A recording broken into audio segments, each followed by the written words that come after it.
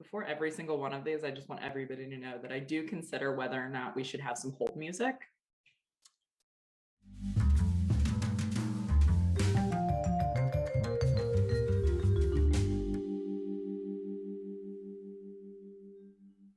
Welcome to today's Justice Series conversation about equity and education. We'll get to why we called it equity and education instead of equity in education in a moment. For those of you who haven't met me before, my name is Demetrius Edwards, and I am Director of Marketing Storytelling. I'm also part of the core team that spends hours every month curating these conversations. We do this because we're passionate about United Way's mission to eradicate poverty and increase social mobility. And that's one of the things I love about this organization is we're not here because, you know, it's a cool place to work and we're getting to do something that matters in the community, but because we are passionate about our work, we love our work, we have a good time with it, and we have incredible partners that are doing their part to make an impact and move that mission forward. And frankly, we're deeply passionate about the topics. So after nearly a year of hosting these conversations, believe it or not, if you've joined us before, you know that we're not here to beat around the bush, right? We're here to dive deep really quickly into conversations that matter, highlighting the expertise and the experiences of incredible people like the three panelists that you're about to meet here. So I want to get a little personal here for a second, and this is relevant to today's conversation. I am a mom. I am a white woman, in particular, a white mom who gave birth to two white girls. They are under 4 years old. But I know that one day they're going to go to public school. I know they're going to experience challenges like bullying, for example. But I also know that the education system was created with people that look like them in mind. And that's kind of what we're here to talk about today. And like most parents, you know, if we have any parents in the audience, if we have any parents on the panel, you know, I'm deeply invested in my children.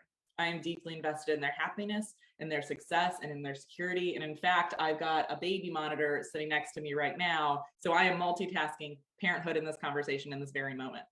But it's difficult for me to imagine a world in which I'd have to send them off to school knowing they're likely not going to be learning in environments that consider their culture or the color of their skin in the education they're receiving. And every day there are kids that go to school and they don't get to learn about the great Black scientists in American history. And they don't get to learn about the Latinx policymakers that have shaped our nation. And I remember when I started in this job, I met Dr. Will Jackson, who one of our original 10 to Watch, and is now one of our funded partners. He founded this organization called Village of Wisdom that is pursuing their mission of protecting Black genius in schools. And he said to me, he said, Devin, how many Black scientists did you learn about in school? And I was like, I think none. And he said, do you think it's because they didn't exist? Because they did. There are plenty to talk about. They have incredible achievements. And that was the moment that this like light bulb went up for me, that like my experience is so drastically different than the experience that every child should have, right? So before I go any further, we like to start these conversations because they get really heavy. We like to center them around definitions to help level set where we're going to go. So the intention here is we start from a place of shared understanding, so we'll have a more fruitful conversation. So I'm just going to go ahead and drop these into the chat here for y'all so we can all start from the same place. Please accept my apologies for the formatting.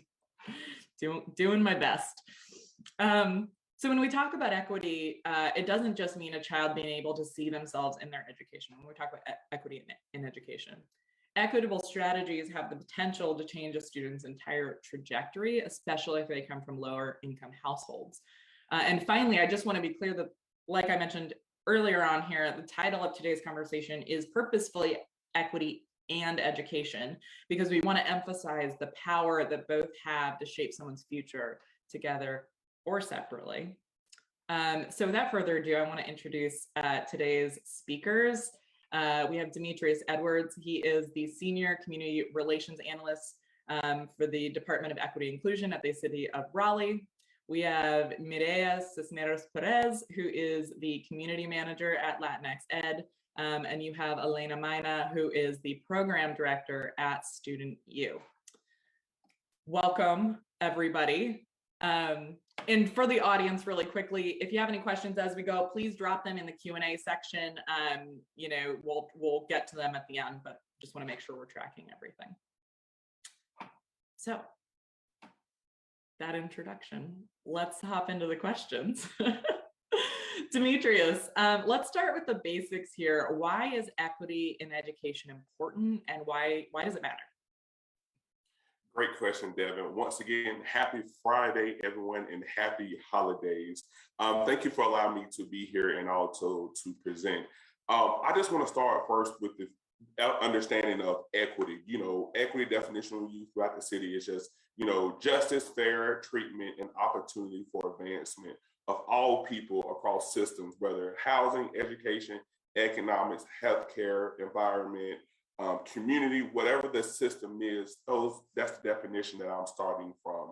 So when you combine equity and education, you literally just intertwining some of the wording around, but also emphasizing not just for the students, but also for the faculty, the staff, every component that's incorporated within education. So every component or every adult or every young person has the opportunity to thrive and have the necessary resources to thrive, whether it's being equitable around strategies, or I like to put it in 3 pillars. How are you engaging young people? How are you engaging adults in 3 facets: before school, during school, and after school? So what are things you're doing to ensure that it's equitable across the entire board, and making sure everyone has an opportunity to reach their optimum outcome, whatever it is, whether it's going to college or trade school or entrepreneurship or whatever it is, making sure that each individual person has their a tailored work plan or tailored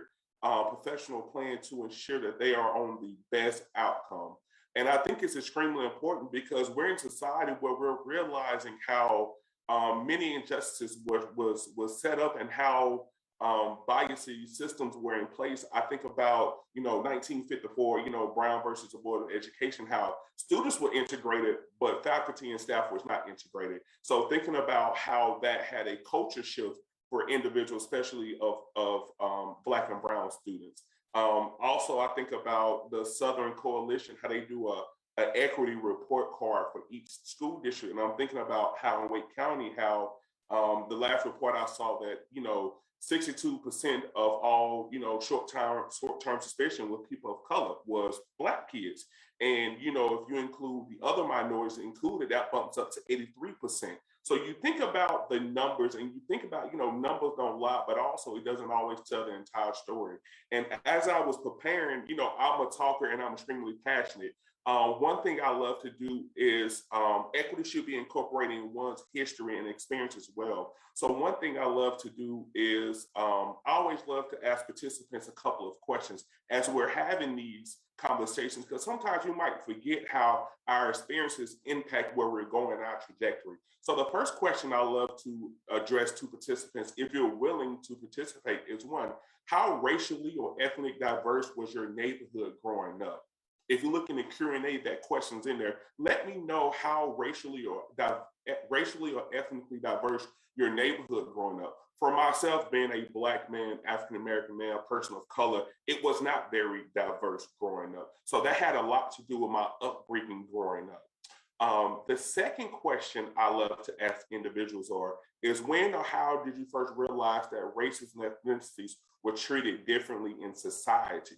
So for myself, that was right out the gate. That was in 5th grade when I had an experience where my mother moved from the inner city to the county, and growing up in Chattanooga, you either had 2 counties, either using the county schools or the city schools.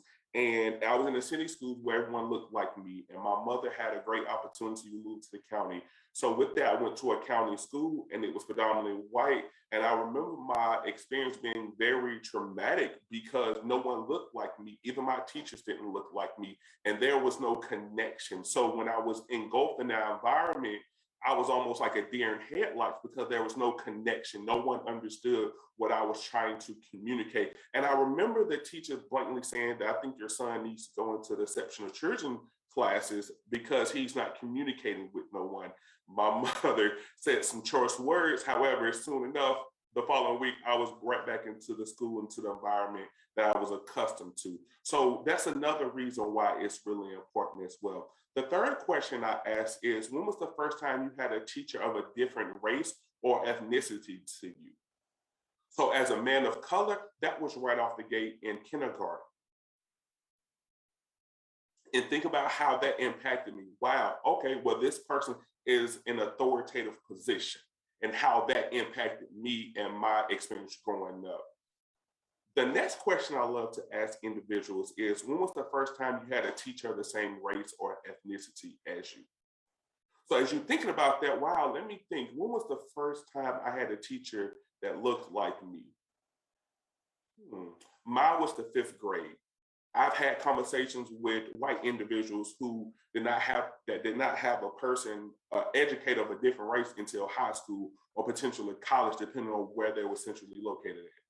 Either they was in the county or city schools or what have you. So that also shapes one's thought process, lived experience, if they never implemented or seen someone of a different race. And my last question I love, discussing is, when did you first work in a community that was racially, ethnically different from the one you grew up in? So also taking the lenses, so all these questions are addressing lenses that we all typically have, and we look through and we address things. So thinking about communities that, was different from the one you grew up in, how did that make you feel? What did you learn? What was you exposed to?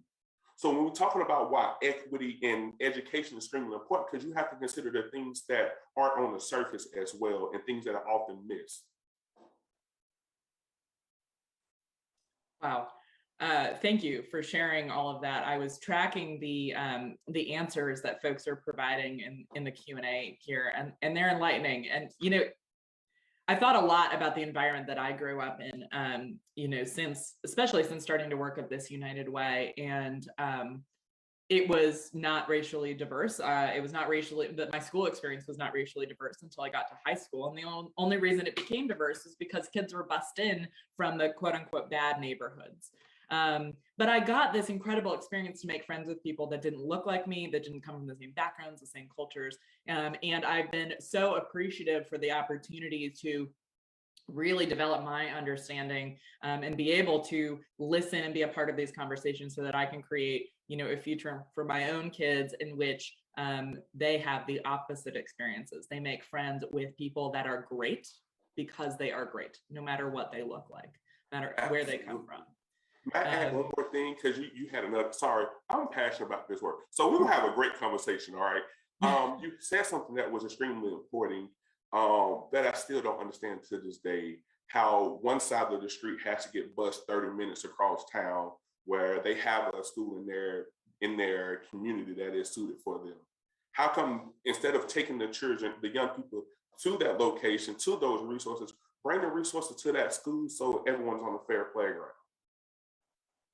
And I yield my time. Sorry, we're gonna be here all day messing with me. So I'm gonna yield my time. No, this is wonderful. Thank you. And actually, panelists, if you don't mind, I kind of we're going to stick to the same questions, but I'd like to skip around a little bit because I think we're identifying parts of this conversation. I just want to follow the natural flow here. Are you guys good with that? Awesome. So speaking of taking kids outside of their community, physical boundaries is something that we've talked about as another strategy for creating equity in education. And so I want to ask Elena a question here. Student U has been, so let me take a step back. Durham County is currently we'll be voting. Durham County's Board of Education is going to be voting on a plan in December that includes redistricting for parts of Durham. And Student U has been a huge advocate for redistricting to benefit kids from lower income areas and bring the better schools, the better resources to their areas. And so, this is an example about how equity can be enhanced through strategy, but it can also be created through physical proximity, right? So it's the Growing Together initiative, which outlines how they intend to address the inequalities in the school district through a comprehensive multi-phase process that will revise, among other things, its magnet policies, school assignment policies, and school boundaries for grades K through 12, with the key term we're focusing on here being school boundaries. So Elena, my question for you is, how can redistricting create equity in education for students that come from lower income areas? And what could this mean for students' potential trajectory if they end up redistrict to, a higher graded school? Yeah, this is a great question. I also want to thank everyone for joining us today. I'm excited to be able to talk about this. For some context, the Durham Public Schools Board of Education will be voting on a new magnet school policy for elementary schools on December 9th, so that's right around the corner. And this new policy will impact student assignments beginning in the 2023-2024 school year. This is just the first piece of a multi-year process to update our magnet school policies and school boundaries. And it's also the first time since the merger between city and county schools that happened in Durham about 30 years ago that our district is taking on this work in a really robust way. This DPS Growing Together initiative is really critically important undertaking that our community is taking on because the impacts will be felt by all students in our district, our students right here at Student U, and my own kiddos who are DPS students in elementary schools. I'm a proud DPS parent. If I say we a lot in this presentation, that's where it's coming from.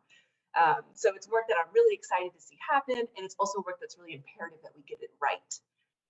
There are a lot of goals around this work, and I know we have a limited time today, and so I wanted to really highlight two goals that I think are kind of key, that really relate closely to the work Student U is doing, and speak about how, if we get that goal right, some of the positive impacts we would see on students. And so one of the first goals is to update the magnet rules in order to increase access to Durham public schools. The current problem right now is there's lots of things, but I'll highlight three areas. One is that the process at DPS to apply to a magnet school is just complicated, and families have to navigate it. Some families have more resources than others and time to be able to go through the application process. And so trying to streamline that to create equity so that all parents have what they need to be able to submit an application to a school. The second is there's a rising number of magnet school applications, but there's a limited number of spots in those programs. And a lot of that has to do with growth in the community and interest in those programs. And so trying to take a look at how that can be rectified. And then a third area is that while some magnet schools are fully lottery based, others have preferential walk zones around the school. And so that means if you're able to afford to live in a particular neighborhood, that can actually increase your likelihood of being admitted to that magnet school or that application school. And obviously that is unfair and unequal, and was not the intent behind the way that was originally set up. So if we're able to update our magnet school policy to correct these challenges, we'll create more equity for students to attend magnet programs regardless of the neighborhood that they live in. And this equity is really critical to maintain as Durham continues to grow. So that's one of the goals. A second goal I'll highlight, again, there's many, but I'll just highlight two today. A second is operational efficiencies. So the ability for schools to be able to do things in an efficient way that is best for students and families. The current problem is, I'll highlight two things. There are really long bus rides, and we were just mentioning that, some students are being bused, they're on a bus for a long time. And that's hard on students and on families. The second is we do have overcrowding in some of our schools, and that has to do with residential growth. There's been a lot of growth in Durham, but there has not been a comprehensive revision of our school system for the past 30 years. And so the growth has kind of tipped the scales in certain areas in the city. So there's a desire to spread that out a little bit. So if we're able to solve these problems, the positive impacts on our students are obviously, the first one is a shorter bus ride. And while that seems really simple, it's actually very profound, because when a student has some hours given back to them each day from a reduced bus commute, they can spend more time in enrichment programs like Student U or after school programs. Or they can spend more time at home where they're able to decompress with their family. They're able to talk about their day, they're able to complete their homework, and just have more time for their mental health and the ability to kind of release some of the stress from the day. And so those are things that, while it seems small, has a really big impact on students, and particularly when you talk about this being a daily change. You're reducing this amount of time you're on a bus each day. A second big benefit of getting this goal right is creating smaller school populations, or like smaller number of students at each school, particularly the ones that are overcrowded. We know that students and families, if there are fewer students and families and school personnel staff, there's more opportunities for a family to be able to connect with school personnel. And we know that those connections between a teacher, a front desk receptionist, a principal, all the amazing school personnel in our schools, the more connections we can have between them and families, how that strengthens a student's academic experience. And so that's really key. And then two other things I want to highlight that are often not thought about in smaller school populations is for a student's actual access to the facilities of the building. So whether you have 600 students in an elementary school or 900, there's usually only one cafeteria, only one set of playgrounds, right? Only one music room or art room, things like that. And so when you have a smaller school population, students have more access to those facilities, and things like efficiency of the lunch schedule, for example. Students can move through a lunchroom easier, and that balances out their day a little better. So you don't have, for example, I have a kindergartner who eats lunch around 10:15, 10:30 in the morning because there are 900 students in his school, right? And they all have to get to the lunch line. So those types of things that are small, and schools do the best they can with what they have. But when we create smaller school populations, it creates a more systemized experience in the day for young people.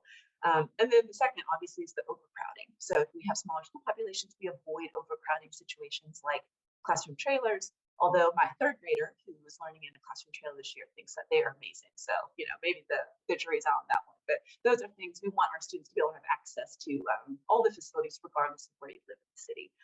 So getting this work right means that our community students will have more access to magnet programs that may be the right fit for them. It means they'll have more time after school to enhance their learning or wellness, and have more individualized access to our amazing school personnel and school facilities because of smaller school populations. And so that's a snippet. I feel like there's a lot out there, but I'll speak about those two and pass it back over. Ooh, thank you. That was such an incredible rundown of a very, very complex plan. My understanding from talking to Student U is that Durham residents do not get to vote on the plan. However, they have a voice. And so what would you encourage Durham families, where would you encourage them to go? Or is there something that they can do just to, note, what is really important to them? Yeah, it's a great question. So there are several things. The school board will be voting on the first round of this magnet policy on December 9th. I think Durham residents, it's important to be able to understand what the policy is. There's a lot of resources on the DPS website. There's also resources on the DPS Growing Together initiative that can give you a rundown of what that policy is. But to write to your school board members and make sure that your voice is heard, so that when they vote, they're representing you. And then, because this is a multifaceted system and process that's going to go over for a while, it's staying engaged. So DPS has had community gatherings. We've held several here at Student U in our WG Pearson Center, but to make sure that you're aware of the upcoming dates for times to be able to come together and discuss this as a community. And you will be seeing, I believe the DPS board is working on dates to be able to advertise to the community for the spring term of next round of community conversations. And so that would be a way to stay connected and be involved in this process. Thank you. And I'm sure Student U is going to be sharing those dates and that information, I'm assuming on your website, on social media. Can you drop like a link to those, at the very least your website, because I know you can find social media from there, so that if folks in Durham do want to participate, do want to follow along, they know where to go. I'd appreciate that. And then for the audience today, I just want to let you all know, we had a handful of other questions built in, but these panelists are sharing such great answers that I'm just going to go straight to the question that we had for Mirella here. And then we're going to leave 10 minutes for Q&A at the end. But and this is also to let the panelists know that we may or may not get to like the group questions, but I want to make sure that we leave some time to talk about, you know, to talk about when we talk about DEI. I'm going fast here. When we talk about DEI, you know, we're talking about diversity, equity, inclusion, obviously. And when DEI isn't just you know, supporting students from Black communities, and you know, it's not just supporting students from Latinx communities, it's supporting students from all communities, right? Well, people, but in particular, we're talking about students here because we're talking about education. And a term that I was introduced to recently, which y'all are probably familiar with, but I'm here to learn, so I'm excited, is Latinidad. And this is a term that somebody else from LatinxEd introduced me to, and it refers to the various attributes shared by Latin American people and their descendants without reducing those similarities to any single essential trait. And that last part I want to highlight as the most important here, reducing those similarities to any single essential trait. And what makes the Latinx category, I don't know how to describe that, unique, is that the people that might ascribe to that name or that category come from a vastly different backgrounds and cultures and regions. You know, somebody who is Latinx might come from Mexico. Somebody who's Latinx might come from Honduras or Peru, or, you know, insert so many other Latin American cultures, you know, in there. And so Latinidad really looks at how do we create strategies with all of those backgrounds, all of those cultures in mind. And so that's what I wanted to touch on today with Mirella. You know, what does equity in education look like from a Latinidad perspective? And I apologize for rambling. Please, somebody stop me. Thank you so much for kind of introducing that term. I'm not sure how familiar everyone is to Latinidad. It might be a term that is more known within the Latinx community, but I'm really happy to be here and be able to talk a little bit more about that. And I think something that needs to be recognized when we talk about equity for our Latinx students and thinking about Latinidad is that we need to acknowledge that we're not all the same, and that while we have a lot of similarities, sometimes in language, because not everyone that identifies as Latinx or that lives in Latin America speaks Spanish, but that is one of the predominant language that is spoken. And we have similarities in some of our foods, from Mexico to other places in South America, but that doesn't mean that we're the same, or that we have the same traditions, or that we all look the same. And so that's one of the most important parts about supporting our Latinx students, acknowledging that we are so diverse. There's so many countries in Latin America, and we cannot just be clumped up into one category. It is important to celebrate who we are and our similarities, but also acknowledge that there are different needs for different people within our community, just like any other community.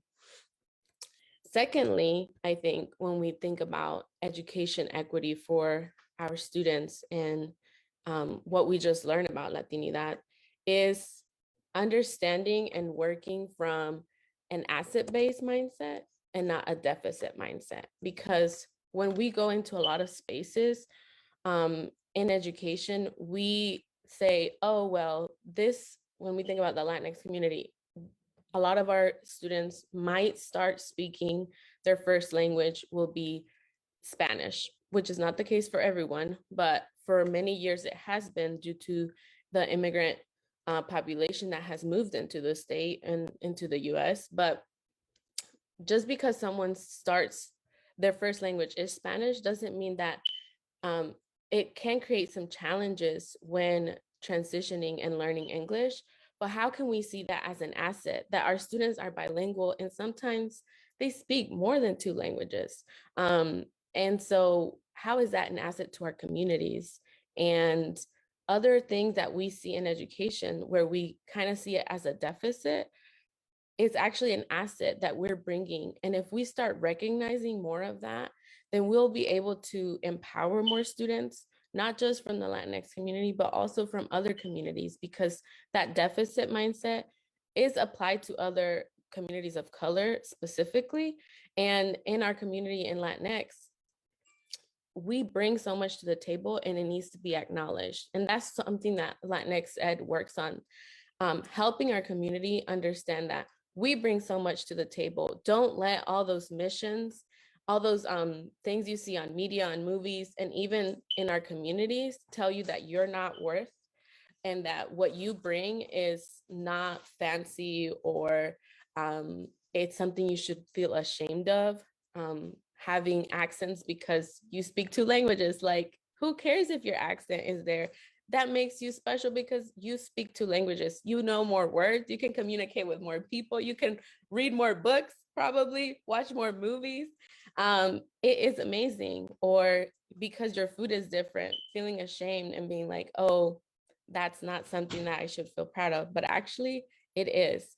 And I think those are the 2 things that we focus on: making people aware of how different we are. The color of our skin in Latin America range from darkest to lightest. Our languages can be very different. Our traditions, our foods, everything is very different. We have similarities, but we are also diverse. And the second thing that I mentioned is seeing our communities of color, but in this case specifically our Latinx community, from an asset-based mindset, so that we can actually create equity with those things in mind, with their strengths, with their talents, and honor them as they should be, because we are beautiful people. Amen. Absolutely. I'm forever amazed. I cannot speak multiple languages, and I'm a little embarrassed to say that, but I'm forever amazed by people that can, who seamlessly transition from speaking English to speaking Spanish to speaking, French, Norwegian, whatever the language or languages are that they speak, is just really an incredible skill. Really quickly, Mirella, while we have a couple of minutes, I know LatinxEd is currently on a listening tour across North Carolina regions to listen to communities and what communities need specifically around education. It's called Somos NC. Do you want to give a little overview on what that is and maybe link to where people might be able to learn a little bit more about it? Because you did talk about, really listening to the strengths and the assets that different communities bring to the table. And that's something that it sounds like LatinxEd is really sussing out in our community at this very moment. Yes, definitely. So something that as an organization, we envision school systems that recognize, meet, and honor the needs of our Latinx immigrant families. And in order for us to really say, what does that look like? What are those needs? How can we honor and recognize them, is by listening to our families, which oftentimes they do not have a place at the table to share and make decisions that impact their students. And so our listening tour is focused on engaging with families so that we can learn from them. Because something we say at LatinxEd all the time is those closest to the problem are closest to the solution. And the first group that we really want to talk to is families and students, but also talking with educators and community leaders that are working with our families every single day, that are advocating for them, that are trying to meet their needs. And so we are having conversations with different types of groups so that we can learn from them and identify barriers and challenges, but also opportunities. What are the things that are happening currently that is helping our community? Because sometimes we focus a lot on all the things that are yet to be done, but we don't recognize the work that has already taken place by amazing leaders in our communities and educators who are taking that upon themselves to help the Latinx students and families. And so we're really excited that through this listening tour, we're going to be able to do that. And the way that we're doing that is following regions that you can learn more about on our website, but I'll link that in the chat as well. And currently we wrapped up the North Central region, which encompasses quite a few counties, but our website kind of breaks what counties are in each region and when we'll be in that region, so that you can sign up to be in an interview, be in a roundtable, and or come to our town hall for that region, which kind of wraps up that region, that stop. And we share with you what we learned, what were those barriers and challenges, what were those strengths and opportunities, highlight people who are doing amazing work, because sometimes within the state, there's a lot of positive things happen. And sometimes someone's like, I wish I knew someone who did this or who could help me with this. And we hope that through this listening tour, we can do that. We can connect people so that we work together and help each other out. And so I'll put the link to our listening tour website so that you can follow along, follow us on our social medias, or also sign up for our newsletter, because we're always updating people on what we're doing with the listening tour and other projects at LatinxEd. But we include links to sign up and that you can share with people. So if you know someone in this upcoming region, please communicate with them what we're doing here. And if they are working to create education equity for our Latinx students or work with organizations that support these families, they have expertise that we want to learn from and we want to uplift their work. That's beautiful. Thank you so much. And for those of you who receive United Way's newsletter, every month we will have a story going deeper into Somosensi, their goals, the results. So stay tuned, and how you can support them. So stay tuned to that for that story. My brain and my mouth are just moving at like very different speeds, right? They're trying to keep up. So reminder, everybody, we're going to be starting Q&A in one moment here. So please drop questions into the Q&A box below on the bottom toolbar. But I want to leave the audience with one last answer from each of you. In kind of one sentence, if you can, why should our audience today care about equity in education?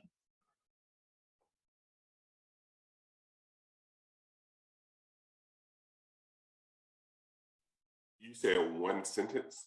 One-ish.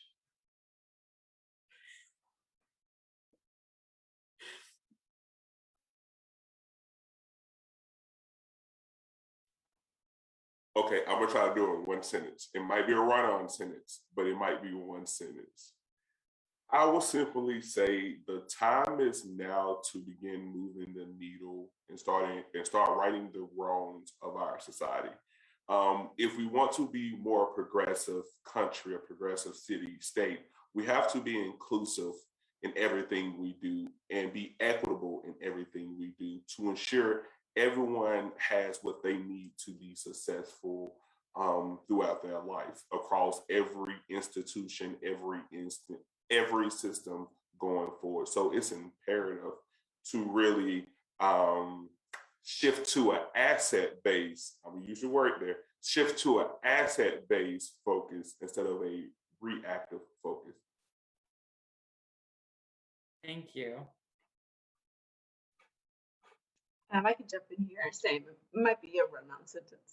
But I think equity in education really matters because I feel like as a community, we're sitting on this gold mine of raw human potential in our young people. And when our young people have the time and space to learn about their world and how they fit in it, they manifest into the caregivers, the healers, peacemakers, teachers, leaders, all of that our community really needs to thrive. And so caring about education and equity and education means caring about building up a more just and equitable community for all of us. Thank you so much. I think something that I came across when I was thinking about how to answer this question is that without community, there is no liberation.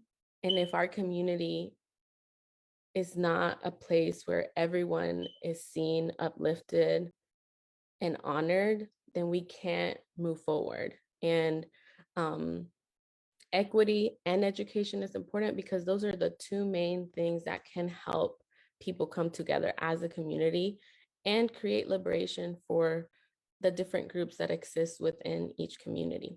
And equity needs to coexist in education and in all spaces in our communities so that we can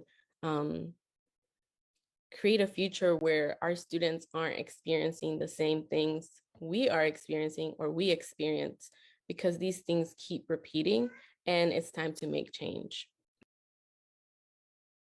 That was incredible. Thank you so much. All right, we have one question that just popped up in the chat. So whoever, in the chat, in the Q&A box. So whomever wants to answer it, please just unmute yourself. The question is, we're moving towards using the term Latine. Did I say that right? Latine? Somebody please correct me. As a direction from our Latina staff, the world still mainly uses Latinx. Do you have an opinion on this topic?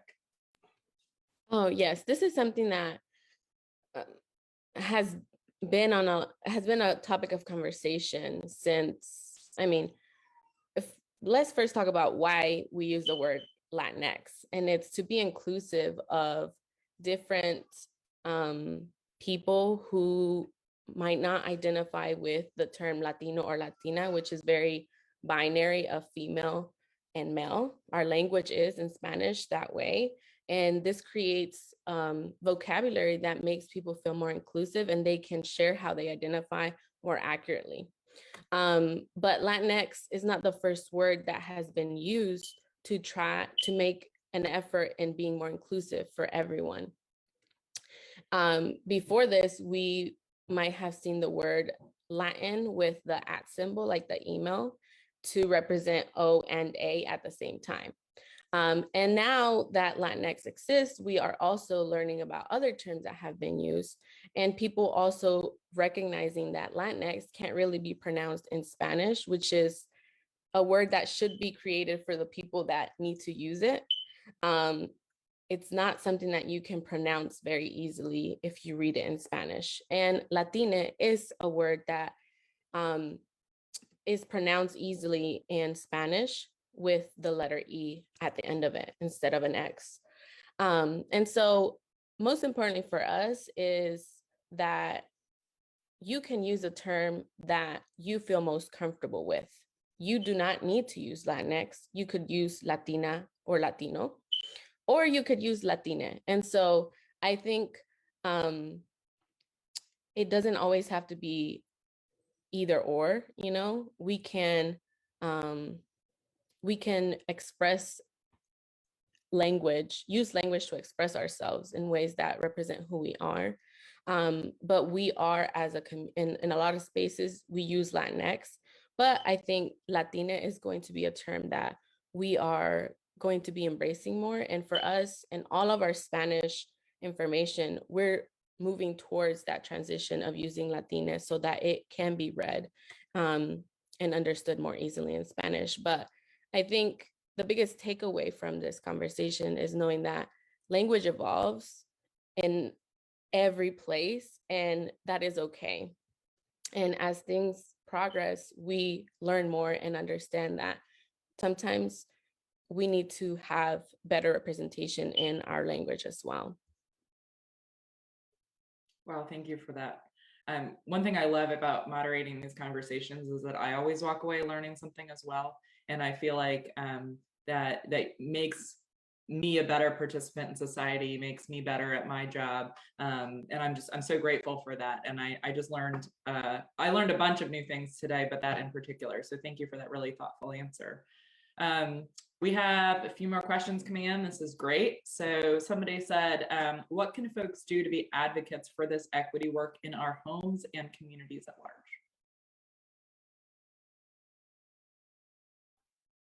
Great question. I say first, you have to be comfortable being uncomfortable having these conversations, because these are conversations of the heart, and really getting to the root cause of a lot of inequities within our society. Also, you have to be comfortable normalizing the conversation, figuring out what's going on, educate yourself on the different terminologies, and understanding terminology evolves, terminology change. What something means to me might mean totally different from you. So understanding and creating a level playing field where everyone is using the same terminology and understanding what you mean by equity or diversity or inclusion. Like, you have to be on the same playing field and normalizing that conversation before you move to an organization standpoint or organizing, where you're creating partnerships and infrastructures to help advance equity within your household and also within your community at large. So taking a step back to take a step forward is something I would also say. And if you have any specific questions, because I can talk for 30 minutes just on one question, please feel free to email me and we can have a more in-depth conversation as well if there's a specific topic that you have in mind. Thank you so much. We have one more question so far. So what is one way the community can support the work of each of your organizations and entities respectively?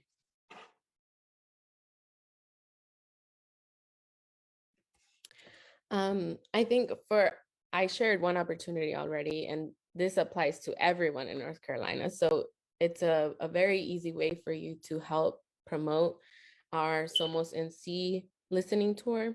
But other ways that you can support us and support specifically Latinx in helping other Latinx students is by sharing our resources. One of them being College y Consejos, which is a free virtual program for any Latinx student in North Carolina who is interested in applying to college.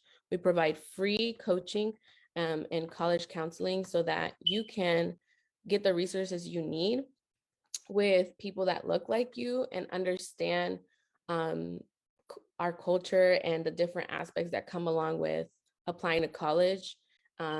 And having parents who might not have had that experience, who have questions, who are worried about different things. And so I would say helping us promote that opportunity that is free, and for anyone who's an 11th or 12th grader who identifies as Latinx in North Carolina, so that we can support them in that journey. I can jump in and share. There are a lot of ways that you can support the work that we're doing at Student U. We always have space and need for people who have specific skills in our community or specific love in their heart for volunteer work and want to be close to the work that we do with young people here. Specifically around this community work and advocacy work we're doing with the DPS Growing Together initiative is that we plan to host, we previously hosted a community conversation a few weeks back, and we plan to host more as the year, over the long-term span of this project, is to get involved in some of these conversations and leverage our platforms if you're interested in supporting as we're out giving these community conversations. But supporting Student U also looks like supporting Durham itself. And so it's getting out and voting if you're able. It is writing to school board members. It is speaking up about the issues that matter for your own children, but also the children of our entire community. And that work together as community members are things that support us to be able to reach out and touch a lot of lives. I agree with both of my colleagues, and I will also say, let's continue to have conversations so that the conversations can turn into action. I would say also, let's get involved and let's work together. I will also say, hold us accountable as decision leaders, as policymakers, as individuals who have the ability to create things. I say, let's create an avenue in which we can sit at the table together and have great conversations.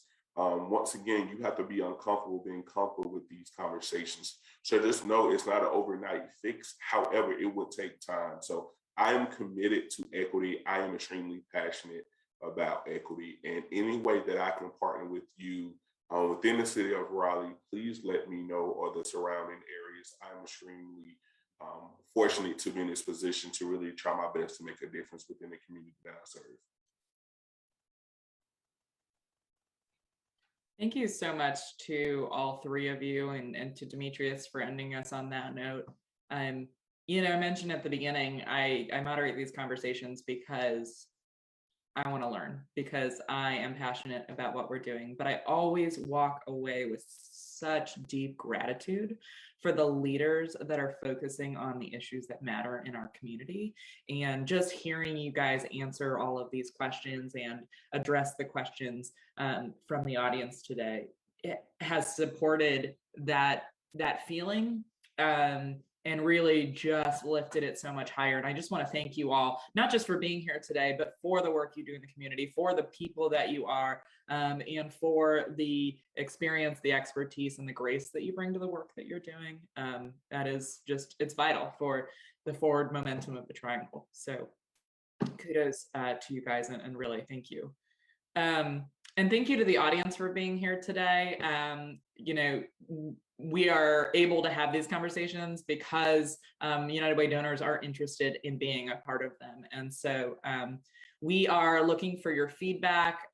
You'll receive an email after this event today, not only inviting you to our next event, which I'll share a little bit more about in a second, but including a 3-question survey. You know, we want to know how this landed for you today. We want to know what topics you're interested in learning more about in the future so that we can continue these conversations that matter for the Triangle. So the last event that we're doing for the year is coming up on Friday, December 17th from 12 to 1 p.m. I'm going to drop a link here in the chat if anybody wants to pick it up right now, or like I said, you'll receive an email. But this will be a live storytelling event around the theme of home. So we'll have 3 speakers joining us, local leaders. First one confirmed is Jenny Ramirez from Isla NC. She's the executive director there, and she's also one of our 10 to watch leaders. So please join us. It'll be a really uplifting event, very similar to the MOF, if you all are familiar with that storytelling platform. So we hope you'll join us. Otherwise, I hope everybody has a safe weekend, a restful weekend, and a great rest of your Friday.